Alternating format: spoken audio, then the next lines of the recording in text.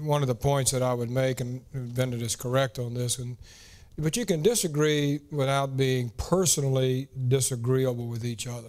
Ted Kennedy and Orrin Hatch used to have these incredible battles. Orrin Hatch, conservative Mormon from Utah, and Ted Kennedy, who we all know, used to have these great philosophical battles. I mean, they would go at it on the floor and just really look like they were going to tear into each other. Then after, Teddy would come over in the back, God, I had you on that one, huh? It was great, you know, and then Orrin, they were great pals. But so the arguments, while they were intense arguments from a philosophical standpoint, they were not personal. I mean, people still personally liked each other. I mean, everybody liked Russell, even if they didn't agree with him.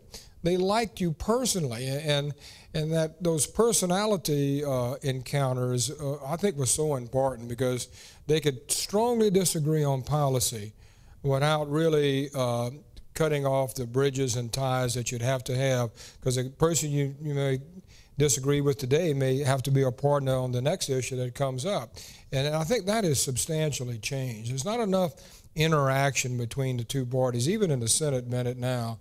There's not a lot of crossover now as much. There's a few that have friendships on both sides. But, boy, I tell you what, even within delegations, you find delegations where the two senators don't speak very much, even in the same party. And if they're not in the same party, boy, it's a real exception. I mean, Bennett and I talked all the time. Mary and I talked. He and Russell were best of buddies and consulted on a regular basis. But, boy, you see even in delegations with from the same party in the same state, where they don't really like each other, and that's not good for the state. Let me digress just a minute to tell kind of an interesting little vignette.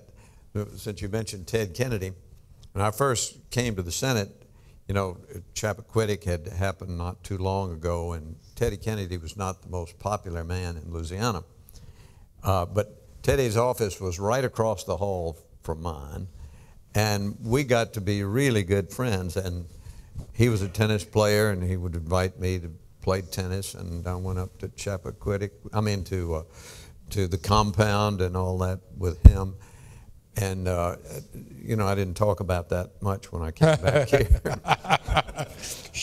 but my friend Stan Tyner, some of you remember Stan, wrote an article in the Shreveport Times that said, you know, Bennett Johnston just arrived in the Senate, and he is a big buddy of Teddy Kennedy's, and they drink coffee all the time and play tennis and all this.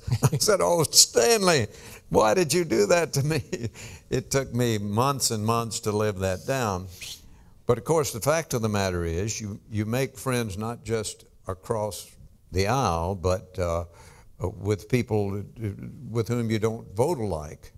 And they can sometimes help you on matters that don't pertain to liberal or conservative things, that pertain to Louisiana or pertain to some park you want to put in Massachusetts. And we did, in fact, help one another a lot in that way. I'll tell you another Ted Kennedy story real quick. When he came to Crowley, our hometown, one time with Edmund Reggie, Vicky's father, who Ted ultimately married, and Teddy was coming to Crowley to see Vicky, and Reggie had picked him up in Lafayette at the airport, and they were driving back to Crowley, and on Interstate 10 they ran out of gas. You kidding? Oh yeah, swear to God, ran out of gas, and so Reggie got out the car. He's going to hitchhike back to Crowley between Lafayette and Crowley, and Teddy was getting out. He told him, get back in the car. They'll never pick us up if they see you here. Teddy went back, sat in the car. Somebody picked him up. He said, go sit back in the car. They'll never pick us up.